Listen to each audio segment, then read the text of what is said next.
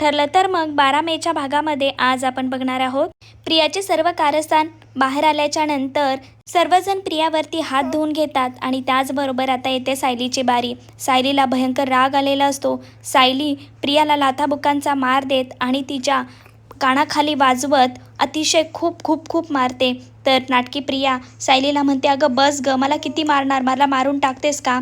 त्यावर सायली प्रियाला म्हणते, हो मी तुला मारणार नाही, पण मरणाच्या दारामध्ये सोडणार आहे, कारण तू जे काही या सर्व घरच्यांच्या डोळ्यामध्ये पाणी आणलं आहेस ना, त्या एक एक थेंबाचा मी आता तुझ्याकडनं वसूल करणार आहे।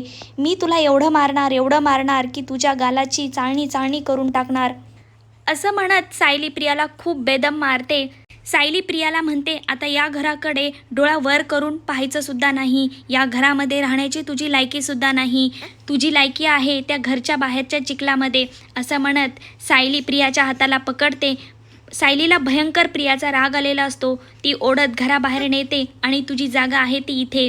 सायली ओढत असताना सर्वजण घाबरलेले असतात। सायलीचा हा रुद्र अवतार पाहून सर्वांनाच खूप मोठा धक्का बसलेला असतो, कारण आतापर्यंत जी सायली पाहिलेली असते ती फक्त मायाळू सायली पाहिलेली असते, सर्वांना प्रेम देणारी, खाऊ घालणारी। पण हा जो काही सायलीचा अवतार पाहून सर्वांनाच खूप मोठा धक्का बसलेला असतो, कारण सायलीने हा एक रुद्र अवतार धारण केलेला असतो। सायली गेट समोर ओढत बाहेर आणते, आतापर्यंत मी शांत होते, तू रविराज काकांची मुलगी होतीस, पण आता हे सर्व सत्य बाहेर आल्याच्या नंतर तुझं आणि नातं आमचं सर्व संपलेलं आहे।